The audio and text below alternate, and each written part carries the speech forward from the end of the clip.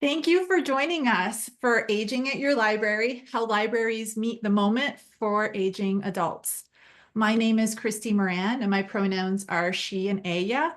I am the Adult Library Services Senior Consultant for the Colorado State Library. And the way that I describe my job often is I'm a librarian for librarians and people who work with and for libraries in the state of Colorado. Joining us, and you see her there, is Marissa Volpe. She is the State Director for AARP Livable and Diverse Communities here in Colorado. So today's event will be recorded, and all registrants will receive an email with a link to this recording and any resources shared. And in this case, it will be the slides. I have them on Canva, which will give a public link that you can view, and you can click on all the links within there. At the end of this session and in a follow-up email, I'll share a link to a survey. That survey is used by the state library to inform our work and to report on the value of our programming. I do want to take a moment to acknowledge that right now, at this very moment, it is really important that anything that you want to share about the value of our programming, this webinar and resources shared is really, really important. And thank you for being here and acknowledging that just by your presence and your participation. We will check the chat throughout. I'm pretty active going back and forth on chat even when I'm doing presentations. Feel free to chat. We will also have time at the end for questions and we'll break throughout.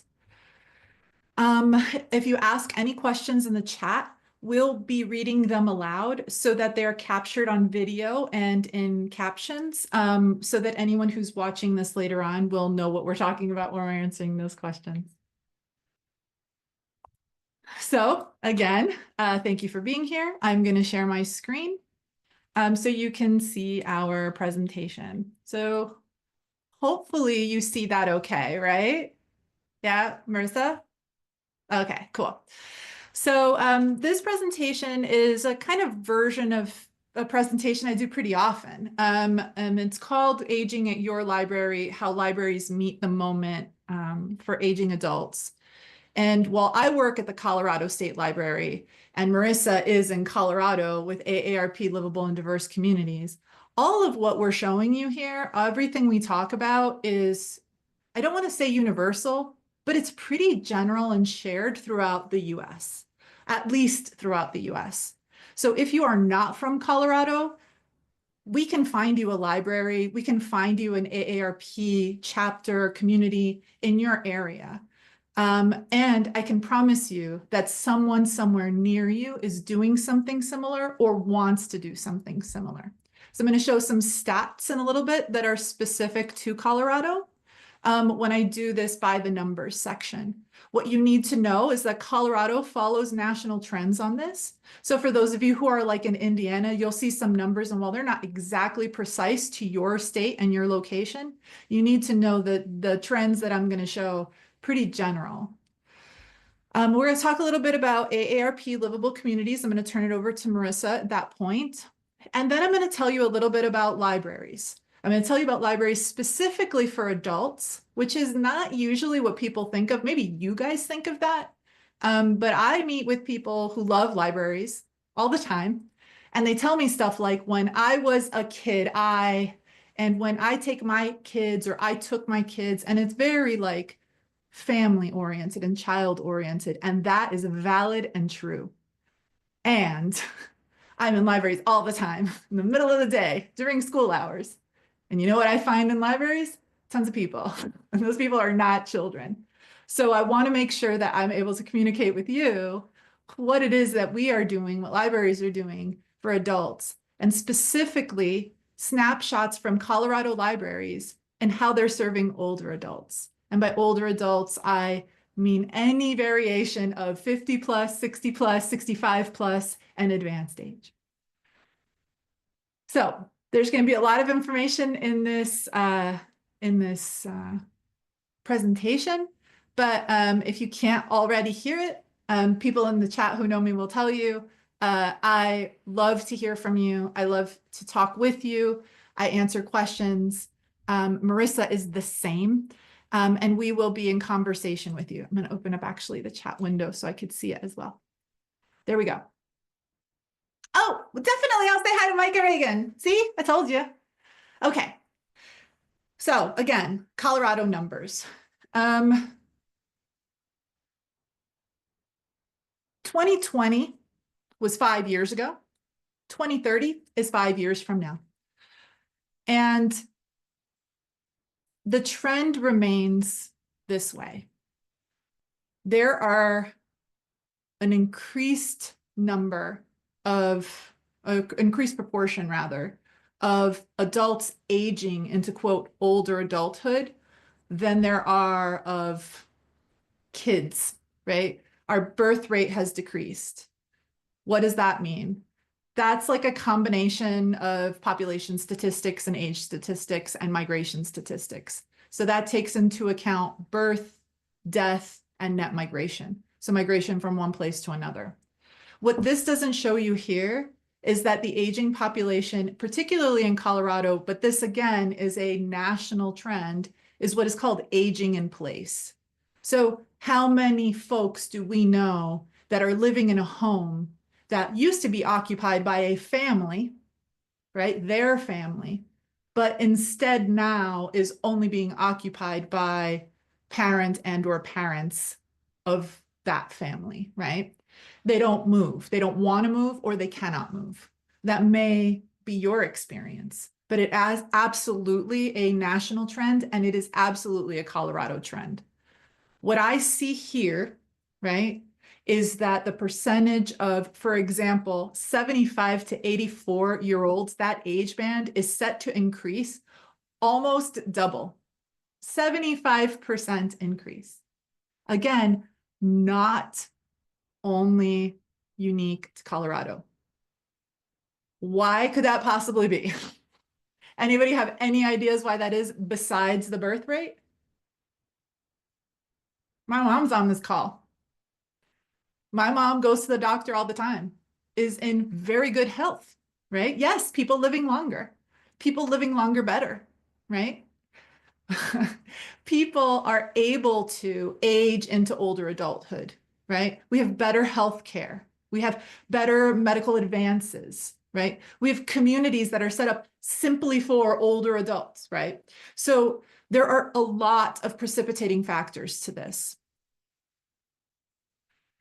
What we find, so this is a specific to Colorado infographic. And for those of you who aren't in Colorado, and perhaps for those of you who are not as familiar with these areas, these are major population districts in Colorado. So in other words, Colorado is a very big state. Colorado has tons of mountains and tons of space, right? I sometimes drive 2 hours before I see like a house. Instead, I see like cows and like wind farms, right? I'll be on a mountain. There's no way that you can build a house on. So these are major population districts. And in these major population districts, by 2040, it is estimated that 25% of the population living in those areas are 60 plus. That is a huge number. And again, that's only this slice of the state, right? I say slice because in Colorado, that's really like kind of the center of the state going north-south. This also doesn't account for the fact that in some communities, some small rural mountain and plains communities, actually it's a lot higher a percentage. Right now, it's a lot higher a percentage. It is absolutely, if those folks live longer, going to be an even higher percentage of the population. And what that tells me, right, that tells me as a person who works in libraries and serves libraries and librarians, is that I need to look at what the needs of this really truly emerging major population and demographic group is. And among the people on this call are people who serve adults. And all of them will tell you it's not people my age, it's not 43-year-olds walking into the library who need like the most service the most of the time, right? It's people like my mom, right? Regulars at the library who show up all the time, and not only for books, but sometimes for crafts, sometimes for a computer class, right? Sometimes for an exercise class, sometimes just to say hi to somebody. I should say, when you get these slides, all these hyperlinks will take you to animated population trends and demographic trends sites. They're really cool, and I'm not going to sit here doing that, but I've like sucked a bunch of time into doing that. Oh, there we go. That opened to the wrong place. I wanted to just go to the next slide. There we go. So those were just ages, right?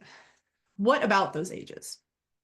When you start cross-tabulating Colorado's demographic data, and you can do this using your state demographer's office and plenty of other demographic and population statistics dashboards available to you in your state and local area. When I start cross-tabulating, I start looking at, well, what are some of the higher needs in these populations? Well, I'll tell you right now that 10.8% of Coloradans who self-identify with some disability, and those disabilities will present barriers to access to entering a building, to using a thing, to be able to read a thing or hear a thing. The ages of those folks, if you look at them, and I put 35 because that's how it breaks it down, but we're talking about a huge percentage, 22% of folks 75 and over, right? When we look at income levels, there is a correlation, there's an overlap between folks who are receiving Medicare and Medicaid, no? And SSA and SSID, right? So we have to consider income. And there's a lot of income need or income disparity in older adults, right? So in Colorado, just generally 10% of the population has incomes below 100% below the federal poverty line, 13.6%, 200% below the federal federal poverty level line. And there will be, now the word retirement always kind of throws me off because that's assuming that people are retiring. But what we're really talking about here is people hitting 65 and older, right? There will be, by 2030, 400,000 people getting into, quote, retirement age. Where I'm from, 400,000 people is not even the size of the city I'm from. In Colorado, that is a huge huge percentage of the population. In some of your states that you've listed, that is a huge percentage of your population too. It's a different number and it's a huge percentage of the population. This age group's growth will contribute to over 50% of the total growth during the decade, right? Again, that disproportionate population growth in the older adult category, in the 65 plus category. This is particularly important to me because I work in public libraries, right? I work with public libraries. And what you may kind of assume about public libraries, and I want to make it very clear here, people come in and ask us all sorts of questions and we don't know because we don't do it. But we are resource navigators quite often. And a lot of the questions that people ask us have to do with accessing services, accessing social services, accessing medical services, accessing financial services, things of that nature. One of the things we do know is that there is a huge disparity between, or a difference, I should say, between the amount of people that are eligible for something and the amount of people that are accessing that thing, right? And a lot of that has to do with people not having access to the tool. So they don't know, they don't have like the link to get them to the form that they need to fill out. And then another thing is when they get to the form to fill out, it's really difficult to navigate that form. There's a lot of jargon. It looks one way one day, and then something changes and it looks totally different. And the more barriers you have, whether they're cognitive barriers, whether they're time barriers, whether they're capacity barriers, whether they're physical ability barriers, the more of those that you have, the harder it is for you to access those services. And yet those are the folks, of course, ironically, who need them the most. So I just wanted to make sure that we understand kind of the gravity of the situation here. So of the eligible SNAP, that's food assistance participants in the state of Colorado, right? Of the eligible ones aged 65 plus, only 18.5% of people are accessing those benefits. 18.5% are accessing who can. SSI, so that's Social Security Insurance, only 37.2% of eligible 65 plus participants are actually accessing that. Medicare, right? 65 plus, only 32.5% of eligible participants are actually accessing those things. For those of you who aren't librarians, you may not know, we get these questions all the time. How do I access this? Or is there a way that I can get help? And then hopefully the person who's answering that question or who gets that question says, yeah, actually, there's this thing called SSID. Maybe you can access it. For those of you who are librarians, I got a lot of questions very recently about this. In the next coming, I want to say in 2 weeks, and then again 2 weeks, and then again 2 weeks, I'm going to have benefits in action present for us on, how do I find the forms to help the people who are walking in looking for these services? And then kind of also an explainer, because I had people ask me, what's the difference between Medicaid and Medicare? Maybe that's something that we're going to need to know. This is something that's particularly close to me. We just had Dr. Becca Mullen from Anschutz, which is the University of Colorado hospital here. She's a medical researcher in the family medicine department.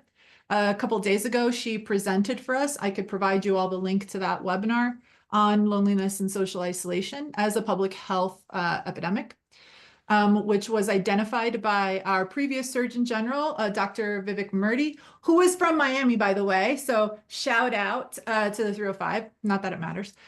But the loneliness epidemic is not just about people feeling sad and like, I wish I had friends. The loneliness epidemic and also social isolation, which is a separate concept, related but separate, is also an indicator for and a contributor to negative individual health outcomes.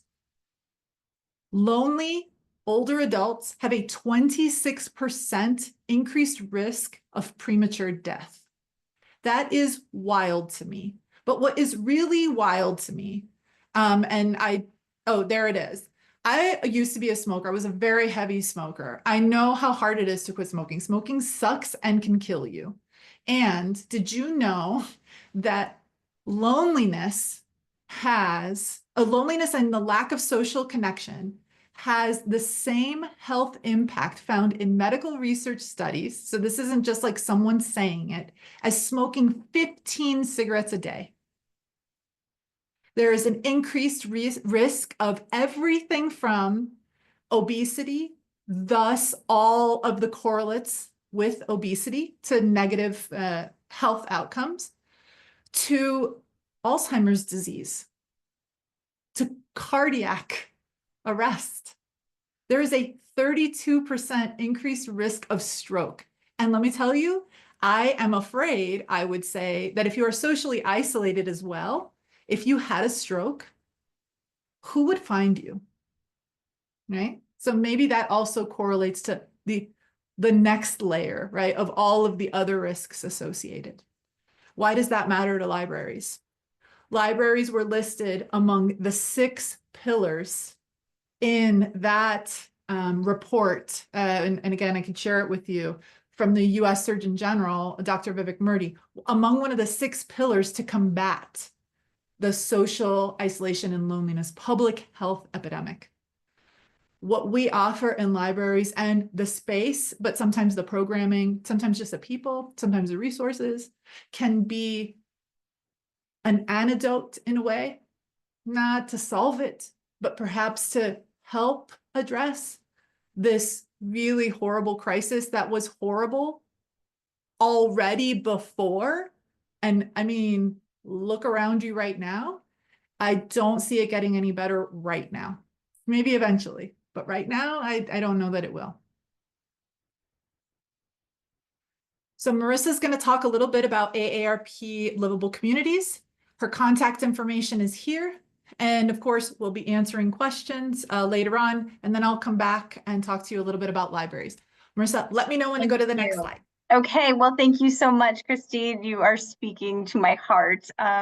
Lots of acknowledgement, gratitude, and respect for the work of librarians, especially in this moment and meeting this moment. I have continually been so impressed about these being truly sometimes the only inclusive and accessible spaces for community. And this is certainly near to my heart. I am a longtime person of community engagement as my background. I'm a theologian by training. And so I want to just touch on that note of isolation and inclusion and really just mention that trend, how we've noticed the civic engagement has gone down, also religious affiliation has gone down. Where are those spaces and places where people do continue to gather and to organize? And that is the library. That's the local library. That is the place where people like AARP Colorado who are working in livable spaces will be turning to and have turned to. Libraries have been a natural partner for AARP, whether that's been for things like tax aid sites where folks can get their taxes done at no cost. It's a natural partnership for our programming, deep programming and Social Security, certainly a topic of importance right now. And so we just want to lift up and thank those as spaces where that's a natural partnership. But then I'm going to move now to our livable communities work. And so I want to explain, if you're not familiar with this, this is something, we can get to it, that is actually a World Health Organization initiative. And we know that by 2030, we're going to have 45 million Americans age 65 and older, reaching 73 million by 2030. And 1 in 5 will be older than 65. As Christine mentioned, those stats. We will be, for the first time ever, a country comprised of older adults more so than children. And this World Health Organization initiative that AARP administers for the United States supports the efforts of making communities truly livable, neighborhoods, towns, cities, and rural areas to be great places for all to live. 100% of us are aging. So what we do for older adults, we really do for all. And we're thinking of the built environment many times, providing safe, walkable spaces, but we are absolutely thinking in the domains of social isolation, connection, also health access, civic participation, and social inclusion. You can go to the next.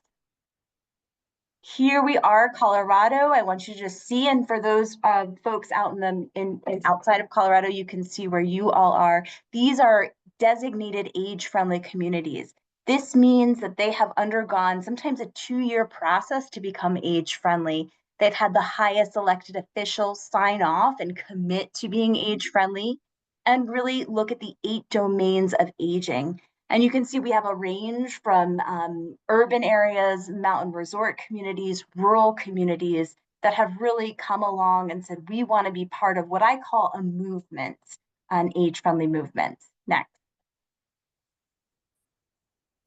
These are the 8 domains of aging, of healthy livability. And most of our work at the state is focusing on housing and transportation, but that does not mean that the age-friendly network is not touching all of these domains. For instance, our age-friendly community in Trinidad has been thinking about social inclusion in the arts, specifically as a cultural district. They're leading with that. We absolutely have folks thinking about food insecurity and thinking about how to get food to more folks in their community who have not been accessing perhaps meals at the senior center. Lots of examples of housing. I'll just bring up our Fort Collins work that has been working in something known as the missing middle. And by that, folks tend to think, oh, that's middle income. It's actually housing that feels a little bit more accessible. It may be downsized. And Christy brought the example of perhaps a single older adult living in a house. They may not need all of that. But what's a house that's accessible, meaning it may not have long maintenance? It has universal code. It has accessible for an older adult to live in. Maybe it's a duplex or a triplex. That's what we're thinking about with missing middle, is more accessible housing for older adults, and so on. And I can give you examples in all these. And we certainly have libraries who are also working in this space. Next. And then I just wanted to end with the state office resources. And for those of you in different states, your state should have very comparable resources. We have something known as an LC-TAP program that partners with local communities on livable projects. They tend to be in the areas of housing, transportation, bike safety. We actually have a bike audit tool we worked with this past weekend, and there's some experts in that area that you can lean into. I'm not going to mention the rural lab at fellowship fellowship at this point because we don't have it for this year. I do want to bring up the challenge grant and rural grant opportunities. We have challenge grants that are available. These are high impact, quick change, smaller, about $11,000 grants that we partner with local communities to create change. And we've absolutely seen libraries ask for these monies. Many times with the built environment, thinking about a shade structure perhaps for older adults to gather where they can visit and connect socially, and additional things. We also have rural grants that we work with Main Street Colorado on to also provide things within the livable space.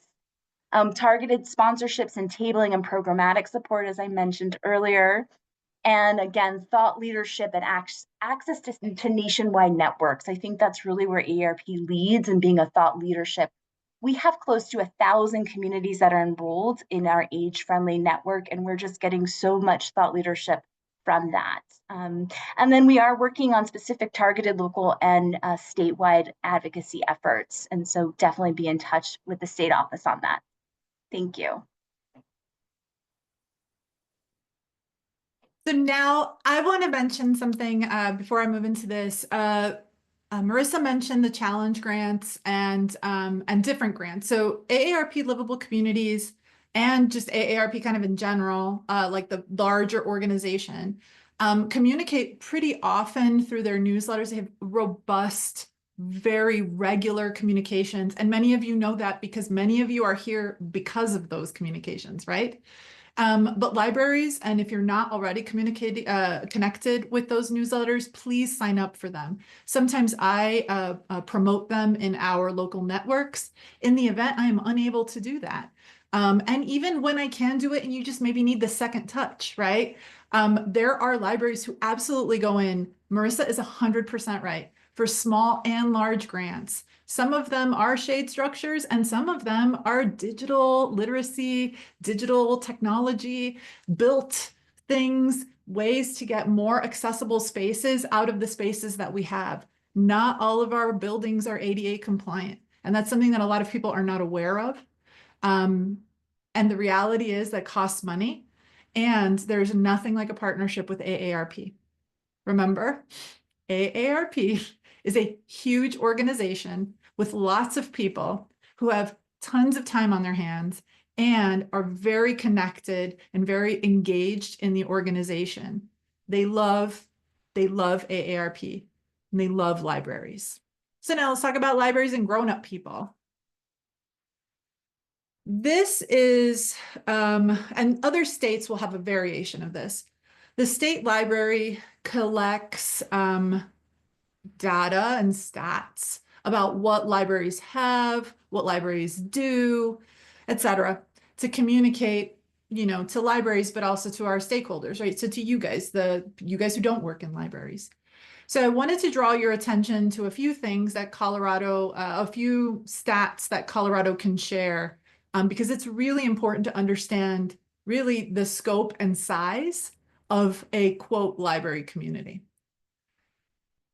There are 267, and that number has gone up, public library locations.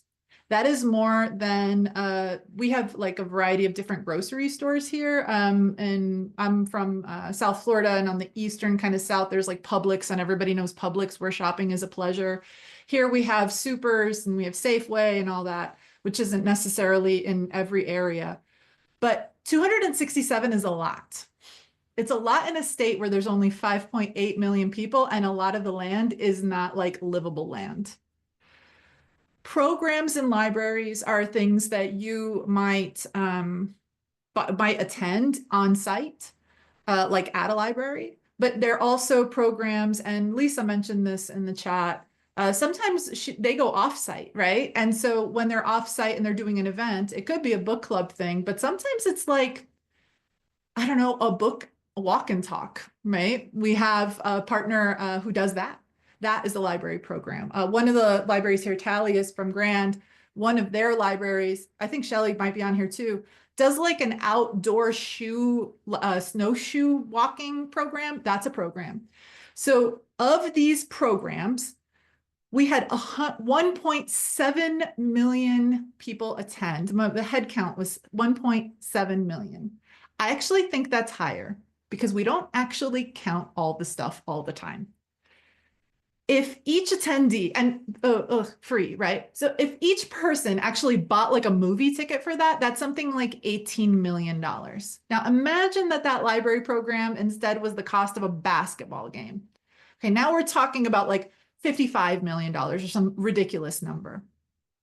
Something that's really important to note is that most libraries, not all the time, work in collaboration with partners. What is a partner? Well, I mean, I partner at the state level with the Parks Department, with like the state Parks Department, but Westminster, right? That's a city near me, partners with their local parks, right? But we also have folks who have AARP come in and do something. I have Alzheimer's Association coming in and doing like public education, right? So like brain health, like how can I make, how can I make the best of the years that I've got? Caregiver instruction, right? Caregiver care education, I should say. So most of the work, or most of the libraries that we have, share the load and share the benefit. So something I often say, I do a presentation for partners, like how to partner with libraries. And one of the things is your library members, like your neighbors, whoever has a library card, gets an email from your library. Like I just got one from Anythink, which is my local library, that told me what was going on this month.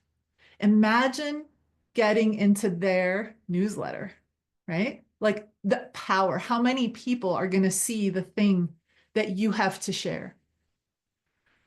There are a lot more stats. I'm obviously not going to go through all that. So right now, like today, I'm copy editing a study that I commissioned about adult services in libraries.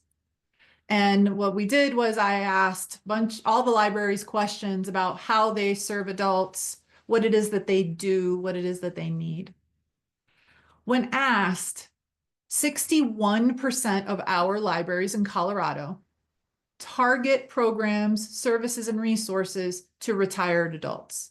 That is explicit or implicit targeting, which is to say, in the middle of the day, when I know most people are working, we're going to do a food and like nutrition education program, right? And then the images are like of an older adult. 19% target caregivers of older adults. I want you to know that 39% of all those libraries feel that caregivers of older adults are underserved. I agree. And so there is this gap between what it is that they're doing and what it is that they want to do. Oftentimes, I want to refer back to that idea of working with partners. Oftentimes, libraries are past their capacity to do something. Working with partners can be the thing that gets us to meet what we identify as a priority. And Lisa, you're right.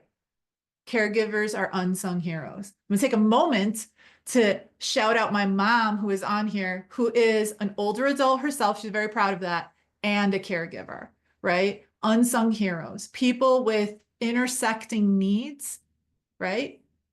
Myself and someone else.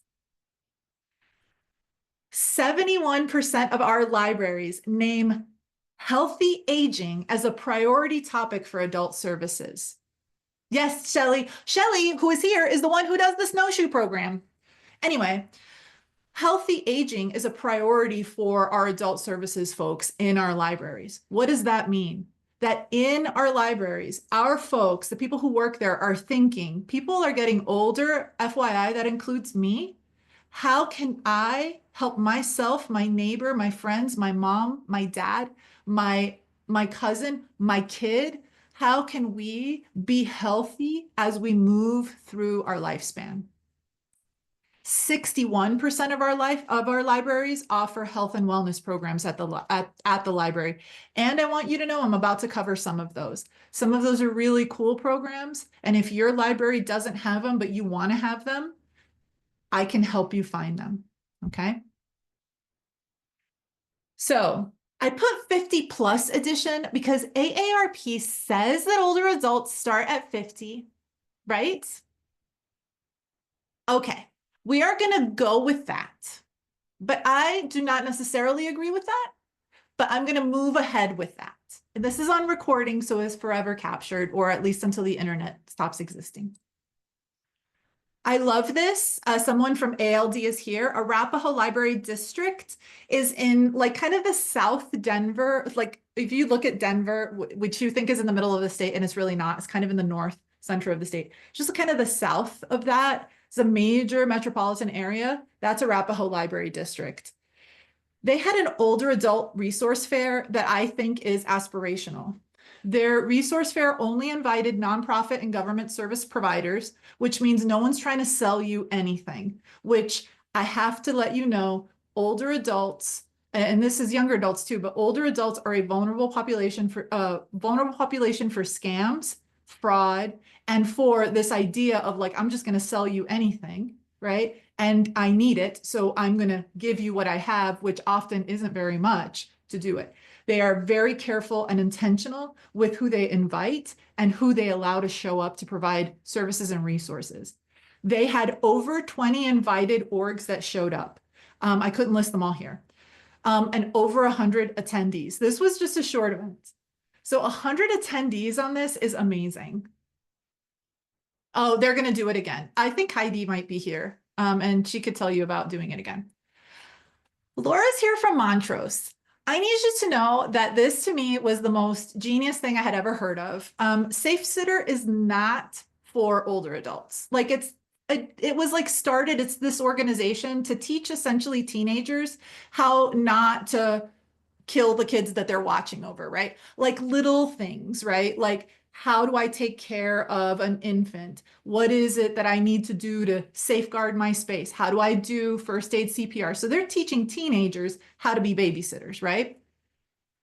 At a certain point, though, I think they were like, you know who also needs to learn how to be a babysitter? Grandma. And so they came up with this grandparents course. Montrose, which is in the southwest of the state, was doing the teen version of the course. And James, who's there, who works with the teens, decided he wanted to like try this out. And they did. So there is a cost to this. And James offered his contact information. I don't think this is only for Colorado libraries, by the way. If this is something that you're interested in, I'd totally go for this. He said it was really popular. You could get somebody else to facilitate it, or you can just be, if you are already certified in first aid CPR, you can take the trainer course and then become the trainer. Okay, I'm gonna pause right here and say, I told my mom that I was like getting people in Colorado to do Ageless Grace, and she's like, oh my God, Christina, we have been doing Ageless Grace for the last like 15 years. So whatever, my mom's a hipster of this. Spoiler.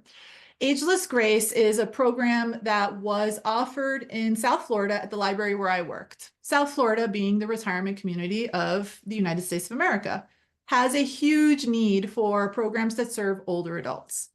Ageless Grace is they don't like to call it this, but it is what it is, a seated exercise program for neuroplasticity and neural pathway connection and mobility. It is also super fun and is a social activity, and it is super silly, and it's to music, and it is amazing.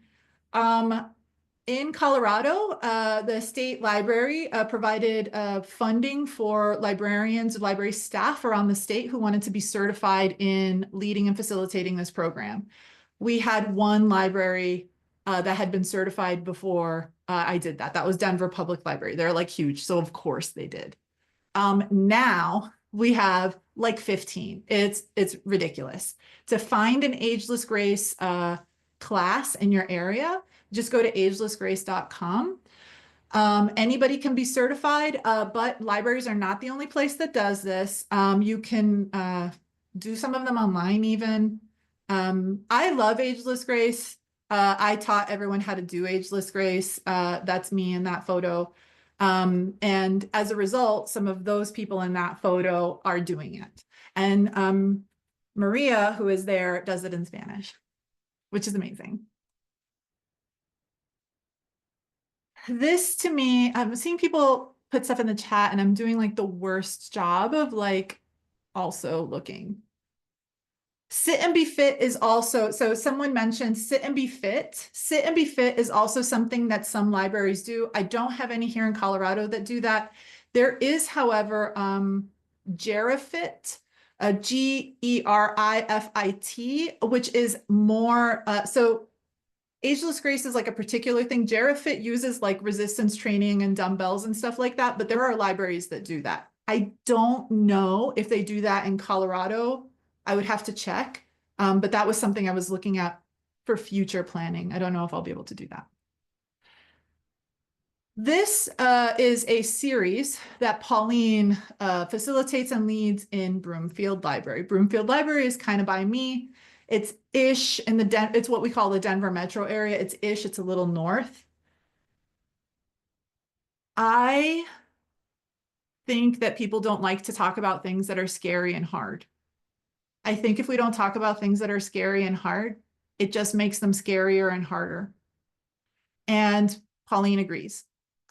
I saw this series as being something that was innovative. I saw this series as being something that was challenging. And when I asked and learned and found out and heard, I also found out that this was an incredibly satisfying and incredibly successful series. So what do? It is a difficult topics program. So yeah, they do Tai Chi for fall prevention. Fall prevention month is in September, FYI. But they also do things like palliative care 101. They also do things like how to have end-of-life conversations. They also do things like talk about what is hospice care. They talk about what is power of attorney. They talk about retirement planning. They talk about selling your home. They talk about food assistance for folks who are over 60 years old, over 65. They talk about maximizing Social Security. I'm going to promise you they're going to talk more about that. What they do that I thought was very innovative was that they don't just offer this program in the library, and they don't just offer it once. They offer the exact same program, literally right across the street at the senior center on a different day at a different time. Because for a senior, when it's snowing, it may be very difficult to walk across the street for a program, even if you're available. And also when it's not snowing, hear me out here, right? I thought that was incredibly, incredibly, incredibly innovative. They also have a long-term book club. So they read one book over time, and that book is typically about being an older adult, aging, things of that nature. So like if I look over there, I've got like the longevity economy, like maybe that's a book that they would do. So elderhood is the one that they did. That time. Garfield County. And this is Rifle Branch. Maria, who you saw in that photo of Ageless Grace, is a Spanish speaker, and she's Mexican, and she works at the library. Her sister is the manager of a different library. Saw that they did this like difficult topics program and told me, Christy, do you know that I also do that? But I only do it in Spanish. And I was like, shut up. That is the most amazing thing ever. They have a huge, huge Latina population, both of immigrants and of migrant workers, permanent residents, and people who are just coming through. And those folks, you think a difficult topic for an older adult is difficult. Wait till you add the layer of, am I going to be able to go outside and be arrested just for like looking the way that I do? That's like a next level. And also, I don't even know how to navigate the systems of this country. What is that? What language is that in? Right? So Maria does a version of that, but she does it in Spanish. And I swear to you that my favorite partner of all time, the first partner listed there, the coroner's office. People are afraid of talking about death. So the coroner literally explains it to them. Funeral homes, death doulas. So Laura mentions death cafes. Death cafes, if you don't know what they are, I did not feature them here. I encourage you to look them up. Anythink, we have a librarian from Anythink here. Anythink does death cafes too. And it's really just an opportunity to talk about and experience life and all aspects of it. If you would like Maria's information, this is an incredibly successful program in a geographic location where it is very difficult to be a visible Latina person. And yet this is an incredibly, incredibly popular program. So much so they were able to do it and got high demand to do it a second year. Okay. Spoiler, this is actually my favorite thing. I know I say that about everything, and it's probably kind of true. I created a rummage wagon because Heidi told me about rummage wagons, and I was like, this is the best thing I have ever heard of. They are just totes, like a bin. Oh, when I do this in person, I actually bring out mine because I made one for me, for an 80s baby, because I am an 80s baby. The rummage wagon is a tote or a bin that has items that are normal, everyday, nostalgic maybe, real, something you can hold in your hand, something from a time that was easier, simpler, something that could stimulate memory, but it could also just stimulate feeling. And those of you who have been in my in-person version of this, when I started pulling out He-Man toys, right? How did you feel? And my Princess Bride and clamshell VHS, and my tapes of Yanni at the Acropolis, and my phone that is clear because it's cool when someone calls you on a landline and it lights up. How did you feel? Right? Our libraries, and so this is another one from Arapahoe Library District. Our libraries have created their own rummage, these like kits, and they take them around. And Heidi works in outreach, so she goes to different senior centers and on-site events where older adults, and I'm not talking about like sad moments. These are happy moments. These are amazing moments. She also told me that she just gets this stuff at a thrift store. So please do not think that people are like spending all their money on eBay like I did, by the way, because 80s apparently is a very hot ticket item. And all the nerds are collecting that stuff and selling it for high dollar. Even popples. I have a popple behind me. You just can't see it. But in any event, they could be used in memory cafe, but they can also just be used, like around to make you feel good. Anyway. A version of that is like a branded version are what are called the Meternally kits. Meternally kits actually know the people, I've met them who do them. It's just this like really just like this couple. And they created these kits and they're exactly what you see there. So they are items and themes based around things that are relevant and nostalgic, for people who were born in the 40s or who were children in the 40s, the 50s, the 60s, 70s, da da da da. They have kits. These are particular for, and they're intended for folks who are experiencing memory loss. So they have kits that are like simple games, right? That they're not kids' games, right? They're something that, say, someone who is an older adult can like feel. Yeah, I mean, in any event, these are available for purchase. There are a ton of them. They come in a lot of different ways.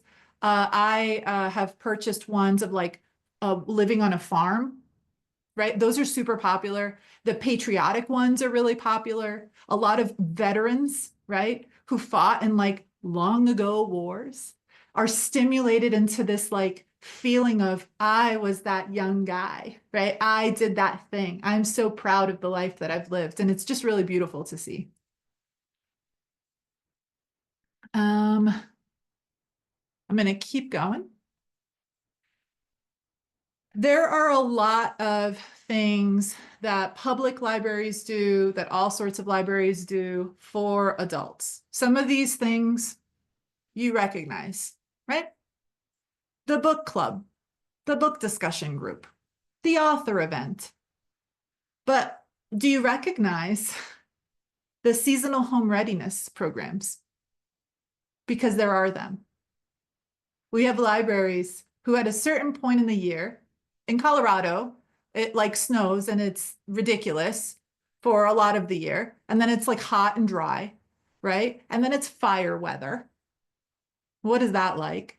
And so there are programs at libraries that teach you what do you have to do to keep your water line from freezing, right? What do you have to do to prepare your home for a potential wildfire? There are homebound delivery services at libraries where it is very hard to get to the library. So the library gets to you. The cafes of all time, of all kinds, are where I mentioned the Death Cafe, but there are cat cafes. Broomfield had an event where they just brought dogs and you could just like pet them. And I think that that's like a perfect event. All you have to do is bring a dog and people will come and they will touch the dog and they will feel better about themselves. That's it. Kitten yoga, there's goat yoga. Someone has another kind of yoga involving an animal. There are literary festivals. We have, did I put it there? Human Library is my favorite library event. I have held human libraries. I've facilitated them. I will go to a human library anywhere. There are folks from Garfield here. You are having them on May 7th, May 18th, but I'm flying back in from a library thing on May 17th. So I don't know if I'll be able to go, but I love them so much that I got sent the first flyer that you guys made. Human Library is where you can come to the library and check out a person as though it is a book. Because actually, hearing a person's story helps you understand what it is like to be a human being, helps you understand what it is like to be someone who is not you. When you see somebody and learn who that person is, it is very hard to only see the stigma, to only see the barrier. Brianna, you will get a webinar link to a web recording link to this. So go, it's okay. We have a lot of civic engagement and education programs. Now, these are programs that tell you how to vote. What does it mean to do this kind of thing? What is a ballot measure? What is on your ballot? How do you read that? I'm gonna just talk about one at the very top because it was really special to me. I think I know people forget that adults exist who have intellectual and developmental disabilities. I think they're called, we people use IDD as the acronym for that. I think sometimes we forget because those folks can't advocate for themselves. And they're not often celebrated. So one day I was going to hit the road to visit some libraries. So I went to my local library just down the street and walked into the library. And right up at the front, there was a young woman dressed like an ice skater like, like the shiny sequiny outfit with a little short skirt. And she was throwing a baton in the air and catching it behind her back. And I was like, what is happening? Why is this happening right now? It is 10 a.m. on like a Thursday. What is happening at my library?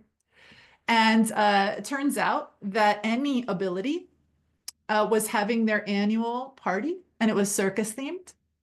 And she was just one of the marionettes, like prepping for walking into the other room where they were doing a whole, like, it was amazing. I was like, what's happening, guys? I want to stay. They were having this whole party, and it was for adults with intellectual and developmental disabilities of all physical ability, folks in wheelchairs, folks in walkers, folks not in wheelchairs and walkers, dancing around, throwing up batons, eating cake. It was amazing. It was like 2 hours of a full-on celebration of dozens of people who no one ever celebrates, and their caregivers who no one ever celebrates. That happened at the library I just happened to walk into some random day. So those are the kinds of things that our libraries do. And they do so many more things that you can't see on here because I just didn't have time, space, or like the link or the photo to share it. We have plenty of time in this time to ask questions, to hear stories, and to make connections. So I'm going to stop sharing the screen for a moment, and I'm going to invite Marissa. Oh, she already turned off her mute. And I'm going to invite all of you. Please, if you have any questions, if you need any resources and you'd like us to share them, let me minimize that again. Please put them in the chat. I'll read your questions aloud, or if you want to ask your question aloud, it'd probably be a lot easier if you like either raise your hand or turn on your camera so we can call you. I might kick us off, Christy, actually with a thought from our chat, which I think a lot of people could benefit from and brainstorm together. So many great ideas. A theme, though, of how do we find facilitators, volunteers? Has anybody had luck at doing that, raising up folks in their communities when they're short-staffed, short on resources to help bring about these programs?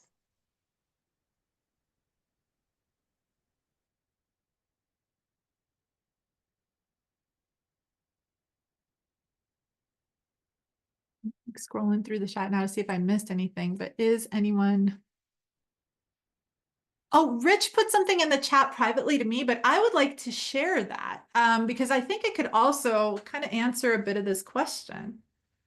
Oh, but I'll pause because actually, Jana wrote, we're requesting volunteers for ELL. So that is English language learning programs via our website. Are you having success with that, Jana? We're just kind of getting started because we need more help. But we often get a lot of people that want to volunteer for our other opportunities like homebound delivery. I have more people than I can use. And so we're trying to see if we can get folks into other areas that we have more need for. Do you want me to tell you something that's going to sound kind of crazy, but is Okay. totally true? I know the Daughters of the American Revolution here in Colorado, and guess what they want to work with? Libraries to help with adult literacy. And ELL, to me, aligns right up with that. So, you want to meet them? Yes. Yeah. Okay. So go ahead. You have my email. I know you do. So go ahead and email me with like DAR in it so that later today I could just go ahead and connect you with them. Oh, thank you so much. Of course. Rich mentioned in the chat to me, so he says I could do it. More and more retirees will be of that age that grew up playing tabletop role-playing games. RPGs, so role-playing game sync-ups for us old folks could be on your list of engagement things. I would like to have, if she is here, Victoria, she is, because I see her, chime in. Victoria is a librarian at Anything. Victoria runs a really cool program that when I told other libraries about, literally the other day, they were like, shut up, that is not accurate. You do not do that. And I said, yes, she does. Victoria, tell us about your program? Are you talking about Bricks and Brews? I am. Yeah. So I am close to one of the newish branch of Prost, which is a local brewery here. And so I just drag a bunch of Legos over to the brewery, and I have adults only come, and I buy them snacks. Can't buy them a beer, but and we just play Legos. Sometimes I issue a challenge. Sometimes we just do whatever we want. So it's a lot of fun. We had a bunch of people last time. It was great. I was one of those people, and so was my husband. Maybe not the last time, I can't remember. Anyway, they're great programs. And we often, meaning not people who work in libraries, but people who go to libraries who are like maybe in their early to mid 40s. I would call myself a millennial, even though that is a contested term.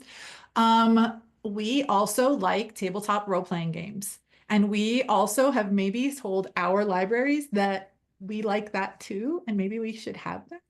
And some libraries do. So Lone Cone Library, which is in Norwood, has a very successful 2 programs. One is for teens and one is just for the ladies. And ladies is an inclusive term for playing Dungeons and Dragons.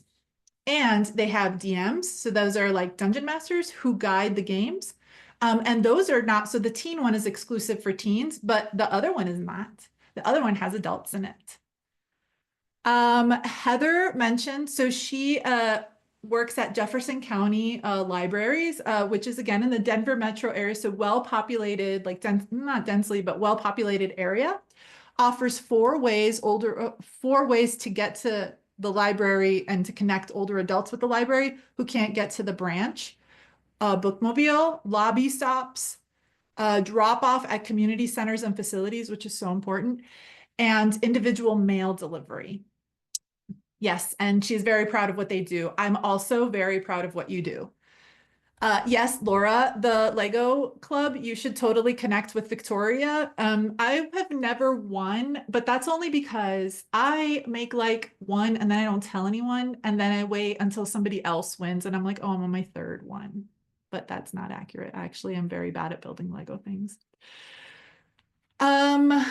Marissa put in the chat a volunteer opportunities near you link. I really encourage both our libraries and our community members who are not in libraries to use that link. There are also a local organization in Colorado. It's called Spark the Change. They changed their name. I don't know what it is, but I think it's still just Spark. But it's Spark the Change Colorado. They have volunteer opportunities, particularly what are called senior companions. So if you're a senior and you are lonely, or you need a ride, or you need, I don't know, someone to take you to the doctor or sit with you in a lobby, you can find somebody to do that. Amy has a question for programming and marketing. In your experience, how do you make names descriptions for monthly older adults events? Is it best to explicitly say this program is designed for older adults and seniors and all adults are welcome? I have been having trouble getting attendance or engagement. So does anyone have an answer for that? I mean, I have thoughts. I'm sure others have thoughts. So I'd really like others to share if possible. So naming events or trying to drive traffic to events for older adults.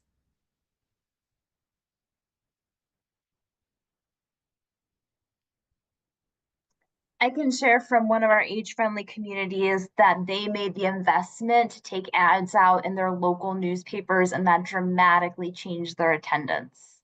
It was a lift, like financially, but it totally bore out in terms of the numbers. I bet. Yeah, so newspapers print like weeklies tend to do really well. Naming, I don't know. I tend to have I do a workshop with the youth services counterparts, my youth services counterparts, right? So about the intergenerational programming, and they have difficulty bringing teens in, right? And so one of the things that we talk about is how do we do an intergenerational program is we take off the age part. Like we recommend just make it a, like the program, like what is the activity centered kind of thing. That could work well, depending. We have a library here that has a makerspace and a creative studio. And usually when I think of those things, I think of kids, right? Theirs is adults only, which I thought was like, really? They have a super robust adult only like makerspace. They come and do woodworking. They do like fiber crafts. They do a bunch of like 3D print stuff. One of my colleagues couldn't like find like a piece of something to build.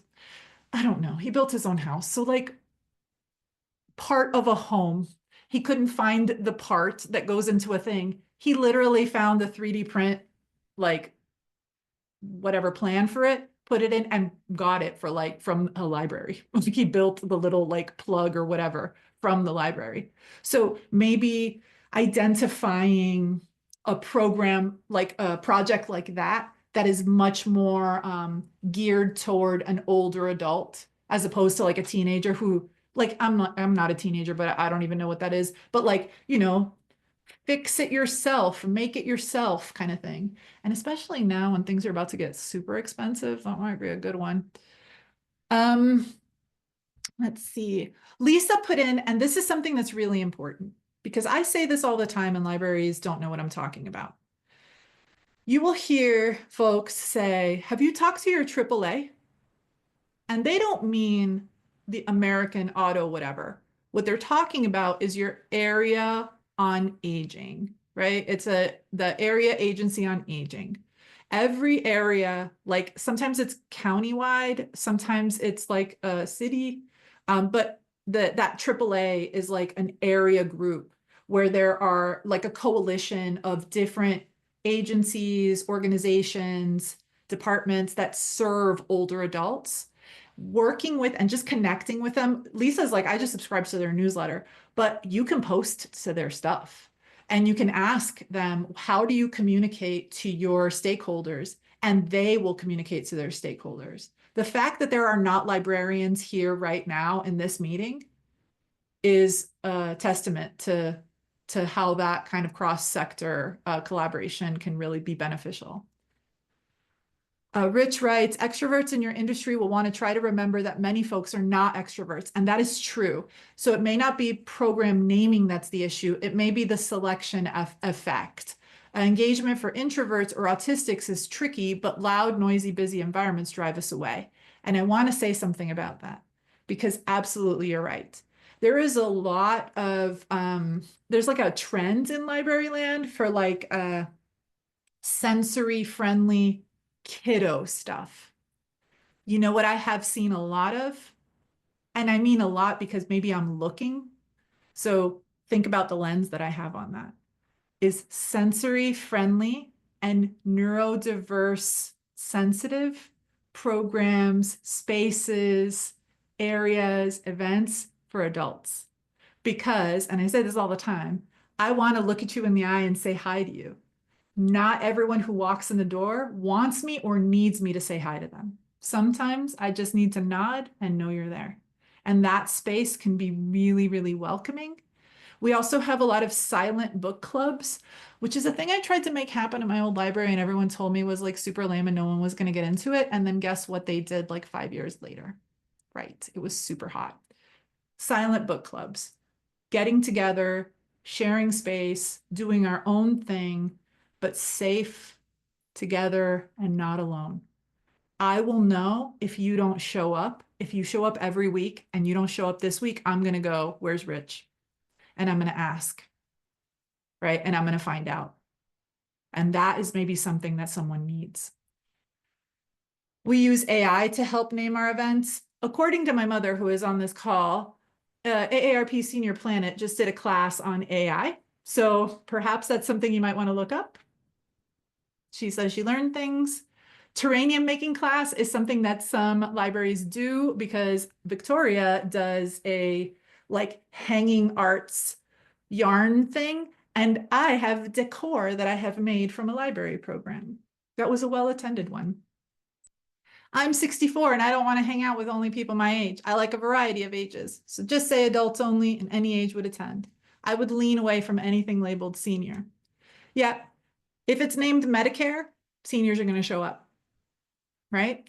So maybe just having the event, naming it for adults, and depending on the time of day that you do it, you will probably also get a different population, right? If it's during the workday, you probably won't get a lot of people who are working, but you might already get the kind of built-in audience. Other than our book club and craft over program, we don't have any targeted in-library programming for older adults. Where do you start? What program would you recommend to start with?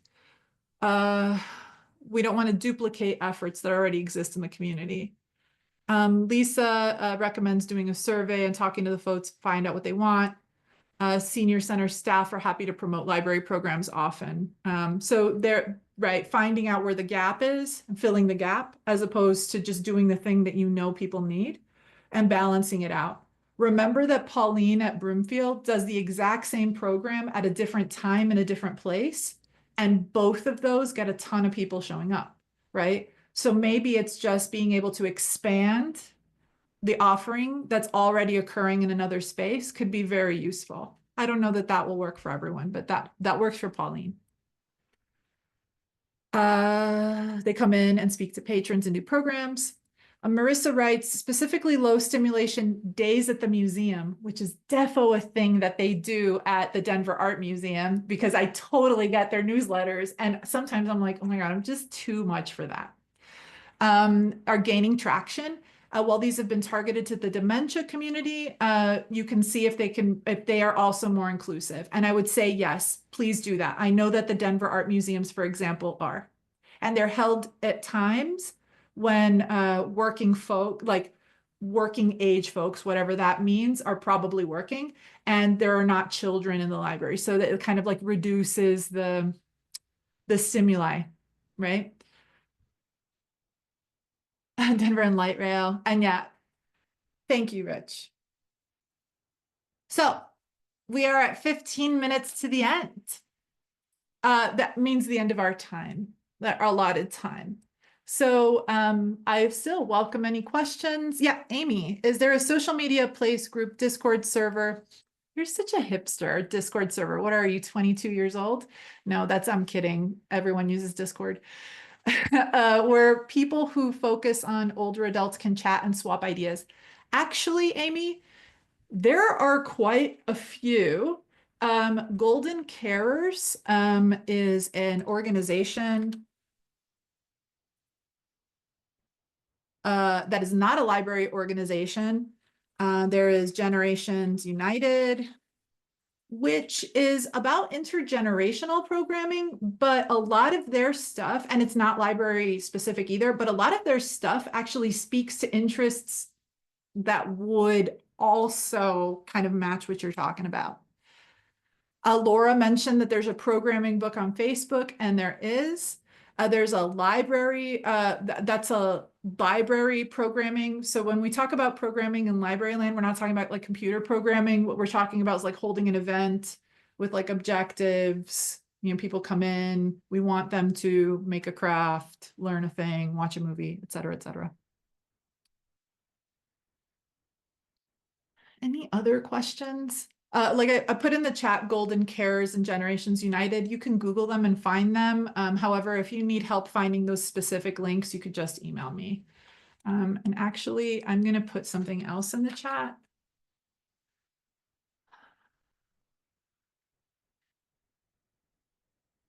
Yes, livability index at the AARP website.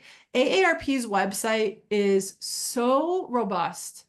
It's like the Alzheimer's Association website in the sense that you think you're there for like this, I don't know, you have no idea how many resources are available and really how easy it is to navigate, right? So the AARP website, you will see, will have broken down livable communities. They will have OATS, which is the Older Adult Technology Services. They'll have Senior Planet, which is virtual classes, all of that stuff. So the Senior Planet stuff is free. All of that stuff is available to you. Marissa put in the specific link to the livability index.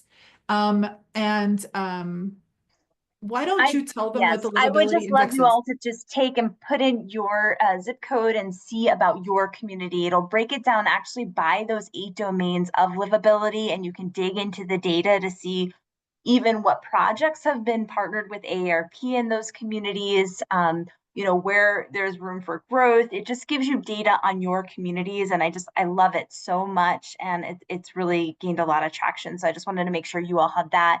And also just the challenge grants, which I know Christy does a great job of promoting and making sure we just finished a round that'll come back again next March, that's top of mind for you all, are definitely natural partners working in this space and seen by AARP as serving the 50 plus. So I just want to keep emphasizing that. Thank you.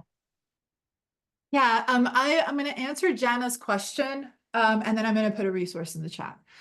Jana asks, if we're embarking on programming for older adults that's not traditional book related, so not traditional library programming kind of thing, what would you, and you want to like reach out to a senior center, and I'm going to expand on that, and like a senior organization, a retirement community, any senior kind of group, would you recommend setting up a meeting with the senior center to get their ideas of gaps for services?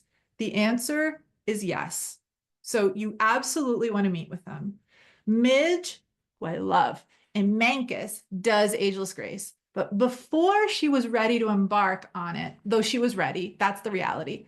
She reached out to like the town clerk and like their little city, I don't know if it's a city council or a county, they're a town. So like town council. And she told them what she was thinking of.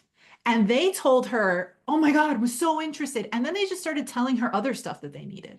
By having that conversation of, I come in hand with something, this idea that I want to do, it's a little weird. Like they came back to her and were like, yes, we love it. They could have said no. But what was most important is that they came back and said, yes, and then they listed a bunch of this other stuff. So it was that opening of a conversation. I am going to recommend that you do what Midge did, which is I have this idea. I want to do this. Is this a thing you want? A lot of the people who are doing Ageless Grace, so Judy and Pagosa was just emailing me about this. They do it offsite. So they do it somewhere else. So they'll do it in a retirement community or at the senior center or at the rec center, but it's the library doing that. And then in that way, not only is the library there, but you can bring books there. I've taken books offsite. We do it all the time, right? So we're kind of linking the library and the traditional library stuff to this offsite space. But I recommend coming in with something in hand. A librarian that I'm going to not tell you who it is asked me the other day, do you know anything about, like, I don't know, resource or education or a partner for women of a certain age? And I said, I will find you one.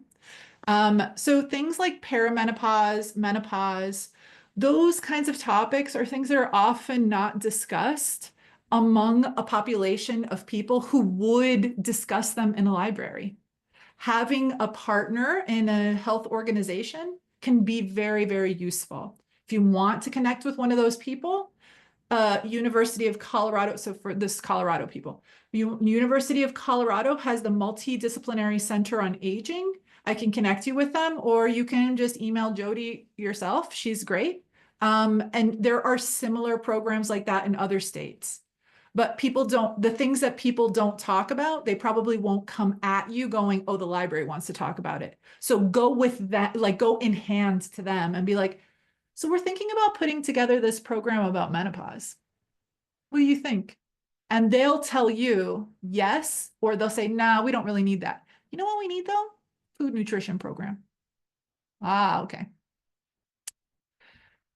I am going to put in the chat, because we're kind of nearing the end, a link to oh, hold on one second. I have to put it to everyone in the meeting. A link to a page in the Colorado State Library website. I need to mention a few things. The Colorado State Library website is housed on the Department of Education website for the state of Colorado. To me, that gives me a sense of security that that website is going, or that web page is going to remain. Just want to put that out there. That page is the adult services page. There's a button there that says Aging and Older Adults that will take you down to the section where there are resources, including AARP and AARP Livable Communities, and some of these other resources that I've mentioned. I will also, my information is down there. My information is on this slide share. I'm going to go ahead and give you the public, oh my gosh, the public link, like I said I would, for this slideshow, which will include, and it's like a long link, I'm really sorry, which will include all the resources that we shared. And I'll also add them to the email that follows up that will have the web recording for this. On Monday in the afternoon, like later, we are doing this exact same presentation. Maybe we'll mix it up if different kinds of people show up. Like if it's more not library people, maybe I'll do something else. But you are welcome to share this information with other folks in your community who may be interested in showing up. So maybe it's a coworker at your library, or maybe within your library network, or with someone else who in your community that might want to work with a library. Okay.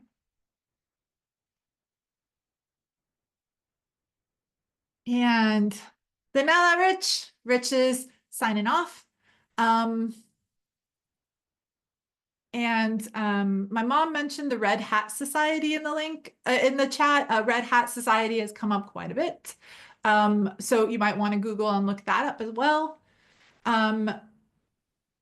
Anyway, I'm going to stop the recording now, but I'm going to stay on for a little bit. Okay.